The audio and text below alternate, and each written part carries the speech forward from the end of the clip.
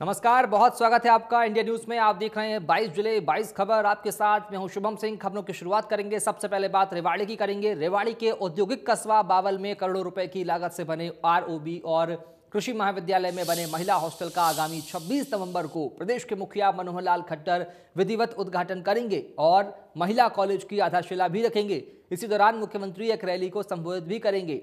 गांव धरचाना में ग्रामीणों को रैली का न्योता देने पहुंचे सहकारिता मंत्री। उन्होंने इस कार्यक्रम को लेकर ग्रामवासियों को न्योता भी दिया। डॉक्टर बनवारीलाल ने कहा कि कृषि कानूनों को प्रधानमंत्री की तरफ से वापस लिए जाने को एक ऐतिहासिक फैसला उन्होंने बताया है, जिसका किसानों को स्वागत करना चाहिए और अब उन्हें आंदोलन छोड़कर अपने घर को लौट जाना चाहिए। इस तरह से हमारा बावल के अंदर माननीय मुख्यमंत्री जी का आगमन है, क्योंकि हम एक रैली आयोजित करने जा रहे हैं और उसके अंदर माननीय मुख्यमंत्री जी मनोहर लाल जी और माननीय राव इंद्रजीत सिंह जी और माननीय अध्यक्ष हमारे प्रकाश धनखड़ जी आ रहे हैं। तो उसी के निमित्त हम आज गाँव वालों के पास वो निमंत्रण देने के लिए आए हैं। और जिस तरह से पिछले 7 साल के अंदर बावल विधानसभा क्षेत्र में जो विकास कार्य हुए हैं, तो उनका भी हम माननीय मुख्यमंत्री जी का धन्यवाद करेंगे और आगे भी जो हमारी इलाके की जो मांगे हैं वो भी माननीय मुख्यमंत्री जी के सामने हम रखेंगे। तो इसी सिलसिले में आज हम क्या कुछ उद्घाटन होंगे, किस का शिलान्यास होगा?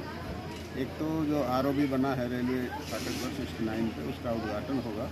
एक एग्रीकल्चर कॉलेज में महिला हॉस्टल बना है, उसका भी उद्घाटन होगा और एक महिला कॉलेज जो बावल के नाम से है उसका शिलान्यास होगा।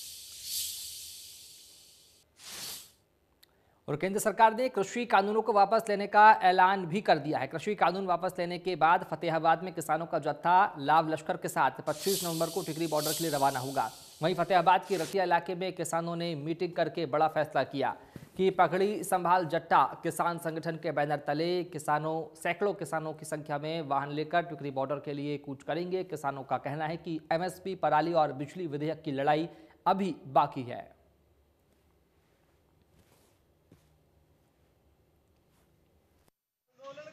आगे की क्या रणनीति रहेगी? आगे की कल मीटिंग है मोर्चे की, कल क्या फैसला होता है मोर्चे के मुताबिक फैसला करेंगे। लंबे समय के बाद जो है काले कानून वापसी हुए, क्या कहना चाहोगे? देखिए, ये लड़ाई बड़ी इतिहास में पहली लड़ाई बनी है। 1947 के बाद इतनी बड़ा लंबा आंदोलन चला है। पगड़ी संभाल जट्टा लहर 1907 में चाचा अजीत सिंह ने चलाई थी। आज चाचा अजीत सिंह के विचारों के वारिस जिंदा है और दोबारा फिर 12 महीने लग गए। जब गुलाम थे तब 9 महीने लगे थे, जब आज़ाद हैं तो 12 महीने लगे और 700 से ज़्यादा लोगों ने शहादतें दी है। ये वैसे नहीं मिल गई, इसको क्या जीत आराम, मतलब इतनी सौखी जीत नहीं मिली, इसके लिए कुर्बानियाँ देनी पड़ी है। और ये लड़ाई की जीत हुई है, लोगों की जीत हुई है। इसमें 1 लाख किसान नहीं था, इसमें तमाम देश के लोगों की जीत हुई है। सारे लोग इस आंदोलन के साथ हैं। और हरियाणा सरकार के गृह मंत्री अनिल विज ने एक बार फिर से कांग्रेस पर निशाना साधा है। उन्होंने पीएम मोदी के तीनों कृषि कानून वापस लेने के ऐलान पर विज ने पीएम मोदी की जमकर तारीफ की। उन्होंने कहा, एक आंदोलन पहले भी हुआ था जिसके नेता जयप्रकाश नारायण थे। इस आंदोलन में संपूर्ण क्रांति नारा था। उस समय की सत्तारूढ़ पार्टी कांग्रेस थी और प्रधानमंत्री इंदिरा गांधी थी। उन्होंने बात मानने की बजाय 5 जून 1975 को देश में इमरजेंसी लगाकर सारे नेताओं को जेल में डाल दिया था। एक आंदोलन अब हुआ है। किसानों का 3 बिलों को लेकर पीएम मोदी जी ने बहुत आदर के साथ तीनों बिलों को वापस लेने की घोषणा कर दी। यह अंतर है कांग्रेस और भाजपा में। ऐसा करने से पीएम मोदी जी का कद आज और ज्यादा बढ़ गया। ऐसा अनिल विज ने कहा, सबको उनकी बात का सम्मान करना चाहिए। एक आंदोलन पहले भी हुआ था, नेता थे श्री जयप्रकाश नारायण। नारा था संपूर्ण क्रांति। देश में सत्तारूढ़ पार्टी थी कांग्रेस, प्रधानमंत्री थी इंदिरा गांधी। उन्होंने लोगों की बात मानने की बजाय 25 जून 1975 को इमरजेंसी लगाकर सारे नेताओं को जेल में डाल दिया था। एक आंदोलन अब हुआ है किसानों का 3 बिलों को लेकर। सत्तारूढ़ पार्टी है भारतीय जनता पार्टी, प्रधानमंत्री हैं नरेंद्र मोदी। उन्होंने बहुत आदरपूर्वक तीनों बिलों को वापस लेने की घोषणा कर दी। ये अंतर है भारतीय जनता पार्टी और कांग्रेस में। ये घोषणा करने से नरेंद्र मोदी जी का कद और अधिक बढ़ गया है। और मैं ये कहना चाहता हूं कि ये बच्चा कांग्रेस के राहुल और प्रियंका जो प्रधानमंत्री नरेंद्र मोदी जी की बिल वापस करने की घोषणा के बाद चहक रहे हैं, उनको पहले अपने खानदान का और अपनी पार्टी का इतिहास जानना चाहिए। इनको प्रजातंत्र पर बोलने का क्या अधिकार है? इन्होंने प्रजातंत्र की कब लाज रखी?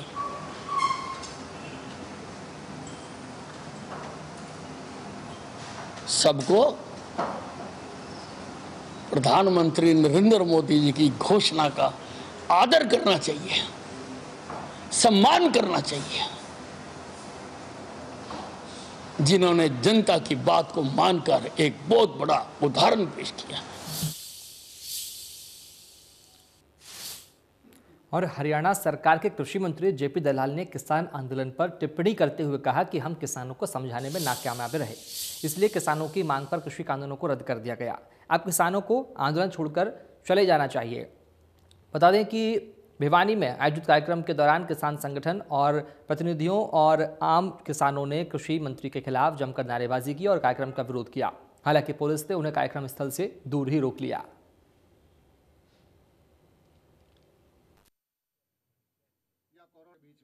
ये विषय 1 साल से चला हुआ है, पर प्रधानमंत्री जी ने जैसे कहा कि ये कानून हम किसानों के खासकर छोटे किसानों के हित के लिए लेके आए थे, लेकिन कुछ भाइयों को ये चीज़ मंजूर नहीं थी।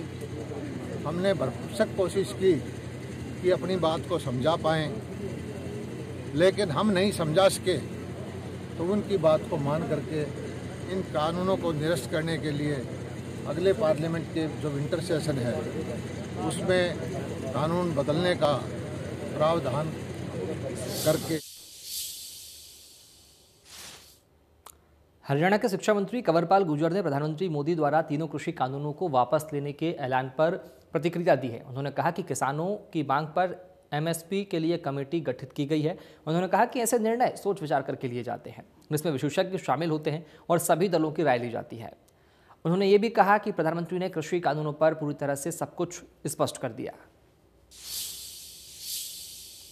नहीं, देखिए, बिल्कुल नहीं। जो 3 कानून वापस लेने की बात थी, माननीय प्रधानमंत्री जी ने ये बात कही है कि भाई कानून तो किसान के हित के थे। हम भी ये मानते हैं कि 100% किसान के हित के कानून थे, लेकिन उन्होंने कहा कि शायद हम समझाने में सफल नहीं रहे, तो इसलिए उन 3 कानूनों को वापस लेने का उन्होंने काम किया है। और मैं समझता हूँ यही उनकी डिमांड थी कि 3 कानून वापस होने चाहिए। जहाँ तक एमएसपी की बात है, उन्होंने कमेटी गठित करने की बात उस पर कही है, और ऐसे निर्णय सोच विचार के बाद ही होते हैं। और वो कमेटी जो होती है वो सारी पार्टी होती है, सारे राजनीतिक दल उसमें शामिल होते हैं, और उसके साथ साथ जो विशेषज्ञ हैं उनको शामिल करके उस पर निर्णय लिया जाता है। और केंद्र सरकार ने कृषि कानूनों को वापस लेने की घोषणा की, और उसके बाद जहां सब्जी मंडी आड़तियों ने व्यापारियों के साथ में मिलकर मिठाइयां बांटकर किसान और व्यापारी की जीत बताई है, वहीं आड़तियों ने सरकार से सब्जी मंडी आड़तियों पर लगाए गए 2% टैक्स को हटाने की मांग भी उठाई। इसके साथ ही उनका कहना है कि सही मायनों में कृषि बिलों को कानूनी रूप से रद्द करने और उनकी 2% टैक्स को खत्म करने पर जीत होगी। इस दौरान आड़तियों ने और नेताओं ने भी अपनी प्रतिक्रियाएं दी है। प्रधानमंत्री नरेंद्र मोदी जी ने जो किसानों के 3 कानून जो बनाए थे उनको वापस लेने का जो ऐलान किया है, ये बहुत खुशी की बात है और मैं तहे दिल से उनका धन्यवाद भी करता हूँ। साथ साथ किसान होने के नाते से हम ये जो आज एक तीनों कृषि काले कानून जो देश के प्रधानमंत्री ने आज सुबह टीवी में घोषणा की है, 29 तारीख को अमल में बनाने के लिए बात की है, हम इसको किसान की एक बहुत बड़ी जीत मानते हैं और इसके साथ साथ मीडिया का भी हम धन्यवाद करते हैं। सरकार ने ये जो फैसला लिया है 3 कानून वापस लेने का, ये असली खुशी तो तब होगी जब इसको संसद में अमलीजामा पहनाया जाएगा। और मैं सभी मीडिया कर्मियों का बहुत बहुत धन्यवाद करता हूँ, बहुत बहुत आभार व्यक्त करता हूँ कि जिन्होंने 11 महीने तक इस मुहिम में किसानों का साथ दिया है। और अब हिसार की बात कर लेते हैं। हिसार में कोरोना के खिलाफ वैक्सीनेशन अभियान शुरू कर दिया गया है। बताया जा रहा है कि वैक्सीनेशन में तेजी लाने के लिए जिला स्वास्थ्य विभाग ने शहर में भी लोगों के पास पहुंचकर वैक्सीनेशन करने का अभियान शुरू कर दिया है। इसके लिए नेशनल मोबाइल मेडिकल यूनिट की बसों में भारत विकास परिषद की हिसार जिला की केशव शाखा के साथ मिलकर मोबाइल वैक्सीनेशन शुरू किया गया है, जिसका जनता में अच्छा खासा रुझान देखने को मिल रहा है और हर उम्र के लोग वैक्सीन लगवाने के लिए पहुँच रहे हैं। शनिवार को हिसार में अर्बन एस्टेट 2, जिंदल अस्पताल के बाहर, अंबेडकर बस्ती, पटेल नगर और ऑटो मार्केट क्षेत्र में वैक्सीनेशन लगाने का अभियान शुरू किया गया। के लिए हमारा हमेशा से एनजीओ के साथ काम रहा है और अभी भारत विकास परिषद की जो केशव शाखा है उनके प्रपोजल पर कि वो घर घर से मोटिवेशन करके हमारी डिफरेंट साइट्स बना दी जाएं। तो आज हमारे एमएलए सर आए थे, डॉक्टर कमल गुप्ता सर माननीय हमारे, और हमारे मेयर साहब आए, गौतम सरदाना सर, और सारी हेल्थ टीम, सारी केशव शाखा के कार्यकर्ता इनके आए थे मेंबर्स, और बहुत अच्छा यहाँ पर इन्होंने इसका शुभारंभ किया है कि हम डेली 4 या 5 साइट मोबाइल यूनिट खड़ी करें। और ये जो आप देख रहे हैं कि लोगों में काफ़ी वो देखिए वेरिफिकेशन हो रहा है, उधर काफ़ी ज़्यादा मतलब उत्सुक दिख रहे हैं लगवाने के लिए। और ये बिल्कुल अच्छा है कि हम उनके घर घर दस्तक का मतलब है हम दस्तक करके उन्हें यहाँ ले आए हैं और यहाँ पर हम मैक्सिमम लोगों का वैक्सीनेशन करेंगे। इसके बाद हमारी जो ये मोबाइल वैन है ये दूसरी साइड पे चली जाएगी और हमें उम्मीद है कि इस तरह से लोगों में अवेयरनेस हो रही है, आईईसी हो रही है और लोग ज़्यादा से ज़्यादा आ रहे हैं। और आज का हमारा ये सफल अभियान देखते हुए हमें भी थोड़ी उम्मीद हुई है कि जो हमारा हिसार जिला पीछे चल रहा है, फर्स्ट डोज के लिए लोग घरों में हैं, आ नहीं रहे हैं, उत्सुकता नहीं दिखा रहे थे, वो अब आगे आने लगे हैं।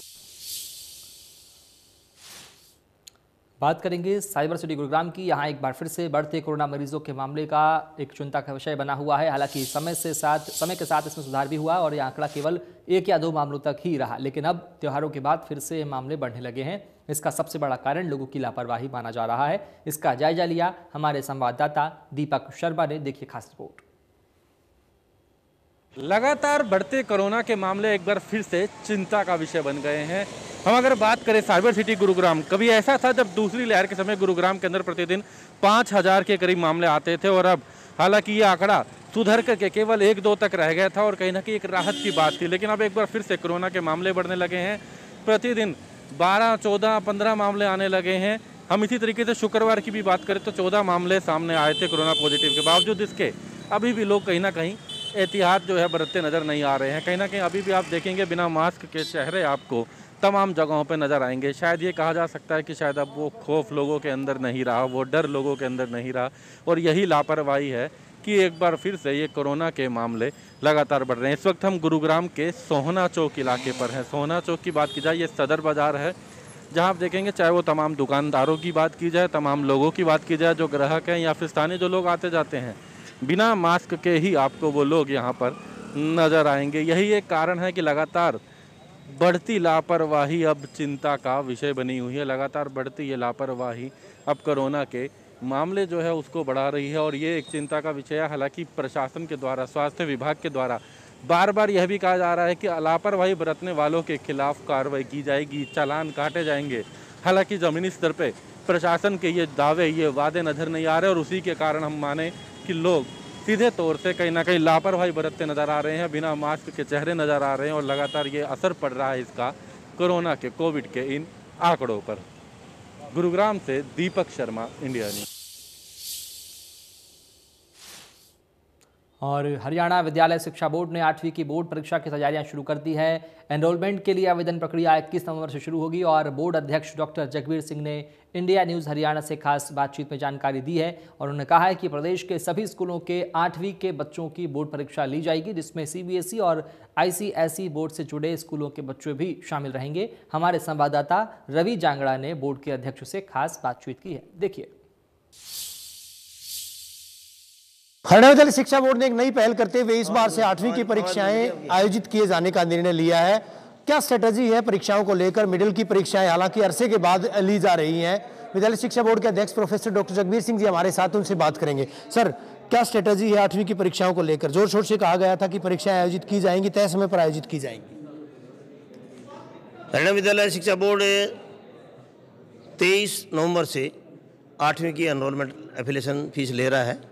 उसमें सभी सरकारी और CBSE ICSE बोर्ड से संबंधित जो विद्यालय हैं उन सबको भी कहा गया है। केवल नवोदय और केंद्रीय विद्यालय छोड़ करके शेष जिस भी बोर्ड के विद्यार्थी हरियाणा स्टेट में हैं उन सबको रजिस्ट्रेशन करने के लिए कहा गया है, क्योंकि जो अदर बोर्ड से जो विद्यार्थी अपीयर होते हैं, जो हमसे NOC लेते हैं, उसमें केवल वो सेकेंडरी बोर्ड हैं, केवल उनमें 9वीं से 12वीं की पढ़ाई की बात की जाती है। 8वीं तक, पहली से लेकर के 8वीं तक पढ़ाई का विषय स्टेट का है और इसलिए हरियाणा स्टेट में जो भी स्कूल है, जो भी विद्यार्थी 8वीं पढ़ता है, उसकी 8वीं की बोर्ड की परीक्षा इस वर्ष मार्च में होगी। कहीं ना कहीं विरोध के स्वर मुखरित किए गए हैं सर, कहा गया है कि विरोध किया जाएगा। ऐसे स्कूल जो हैं ICSE बोर्ड से एफिलेटेड हो या फिर CBSE बोर्ड से, उनके द्वारा कहा गया है कि परीक्षा नहीं देंगे। बोर्ड का क्या स्टैंड रहेगा पूरे मामले को लेकर? हरियाणा में जो भी विद्यार्थी 8वीं पास करेगा वही 9वीं में एडमिशन ले सकेगा, शेष अन्यथा माने जाएंगे। जिस तरह से जो शिक्षा नीति की बात कही गई थी, RT एक्ट की बात कही गई थी, राइट टू एजुकेशन एक्ट, उसमें कहीं ना कहीं ये था कि पहली से 8वीं तक बिना परीक्षा के बच्चों को आगे पास किया जाएगा। उसमें तरमीम, उसमें संशोधन करने के उपरांत ऐसा निर्णय लिया गया है। 2009 में RT एक्ट जो आया था उसमें ये कहा गया था कि भी 8वीं तक की परीक्षा नहीं ली जानी है, लेकिन राष्ट्रीय शिक्षा नीति जो आई है, जो हरियाणा सरकार ने स्वीकार भी कर ली है, उसमें 3, 5, 8 के लेवल पर विद्यार्थी का एनालिसिस करने की बात कही गई है और उसी आधार पर एक पूरा रैंडम सैंपल पूरे हरियाणा का लेते हुए हम 8वीं के बोर्ड की परीक्षा ले रहे हैं। क्या माना जाए, हर हाल में परीक्षा होगी या कोई संशोधन हो सकता है? परीक्षा की जो खाका है, जो पत्र प्राप्त हुआ है कि 8वीं के विद्यार्थियों की परीक्षा ली जानी है, उसके अनुसार सबकी सरकारी स्तर पर कोई परीक्षा होगी, लेकिन सरकार स्तर पर यदि कोई अलग से निर्णय लिया जाता है उसकी जानकारी अभी नहीं है। 10वीं 12वीं से पहले ली जाएगी या 10वीं 12वीं के बाद कुछ ऐसा शेड्यूल रहेगा? वो अभी दिसंबर में स्कूल पूरी स्ट्रेंथ के साथ खुल रहे हैं, तो उस अनुसार देखा जाएगा क्या होगा, लेकिन हमने 8वीं का 30% सिलेबस कम रहेगा, ये पहले घोषणा कर दी है। शुक्रिया सर हमसे बात करने के लिए। बोर्ड अध्यक्ष प्रोफेसर डॉक्टर जगबीर सिंह, जिनका साफ तौर पर कहना है कि 8वीं की परीक्षा हर हाल में ली जाएगी। बोर्ड ये बात जो स्पष्ट कह चुका है कि पूरी तरह से बोर्ड तैयार भी है एफिलिएशन के लिए, जो है एनरोलमेंट के लिए वो तिथियां मुकर्रर कर दी गई। 23 तारीख से एनरोलमेंट की प्रक्रिया प्रारंभ की जाएगी और उसके बाद कहीं ना कहीं इस बार, क्योंकि अरसे के बाद जिस वक्त जो है विद्यालय शिक्षा बोर्ड के द्वारा 8वीं की परीक्षाएं वो खत्म की गई थी हवाला दे करके, उसके बाद पहली से 8वीं तक के विद्यार्थियों को बिना परीक्षा के यानी अनिवार्य तौर पर पास किया जाता था। इस तरह का राइट टू एजुकेशन एक्ट जो आया था उसमें प्रावधान भी किया गया था, लेकिन बहरहाल ये राहत की बात यूं कही जा रही है विद्यालय शिक्षा बोर्ड के द्वारा भी, शिक्षा महकमे के द्वारा भी, कि पूरी तरह से विद्यार्थी जब तक सक्षम नहीं होंगे, जब तक 8वीं की परीक्षा पास नहीं कर पाएंगे, बिना परीक्षा के जो है आगे कक्षा चढ़ाए जाने का कोई औचित्य नहीं है। वीडियो जर्नलिस्ट सुमित अवस्थी के साथ रवि जांगड़ा, इंडिया न्यूज हरियाणा। कुरुक्षेत्र में 1 करोड़ की रिश्वत के आरोप में हरियाणा पब्लिक सर्विस कमीशन के डिप्टी सेक्रेटरी मामले में कांग्रेस के कद्दावर नेता और पूर्व मंत्री अशोक अरोड़ा ने प्रदेश की सरकार पर जोरदार निशाना साधा है और कहा कि भ्रष्टाचार मुक्त का नारा देने वाली प्रदेश सरकार में हरियाणा पब्लिक सर्विस कमीशन के अंदर HPSC के सेक्रेटरी 1 करोड़ की रिश्वत के साथ पकड़े जा रहे हैं। सरकार के दावे दिखावे करने वाले हैं। हरियाणा प्रदेश के अंदर भ्रष्टाचार देश में सबसे ज्यादा है।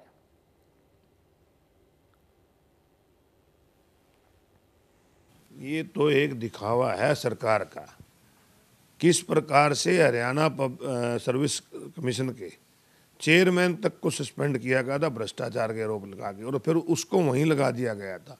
और नकल करते हुए पेपर में कितने ही लोग पकड़े जा रहे हैं, कितना आगे से आगे रैकेट चलता जा रहा है, कितने घोटाले हुए।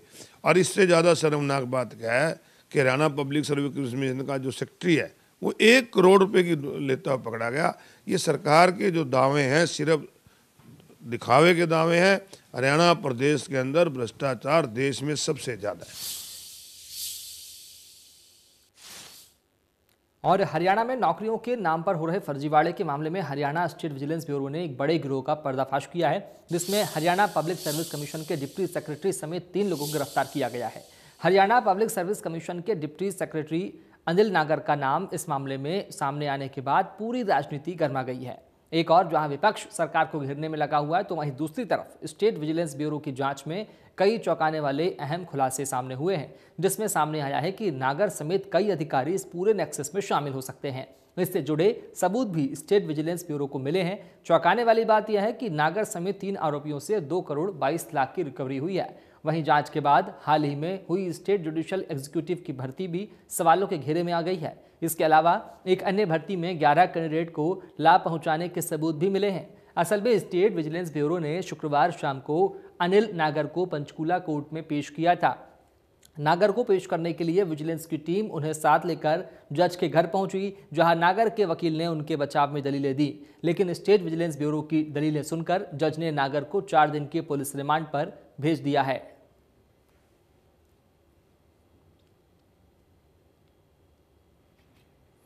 विजिलेंस वाले जी मनगढ़ंत बातें कर रहे हैं। अक्यूज्ड हमारा इनोसेंट है। he will come out, truth will come out very soon. He has been framed wrongly in this matter and truth will prevail very soon. Just trying to connect things without any rhyme or reason. They are saying कि भाई एक paper इधर कराया, एक paper उधर कराया. They have nothing substantiate in their record. They have just requested the court for remand and we agreed to it.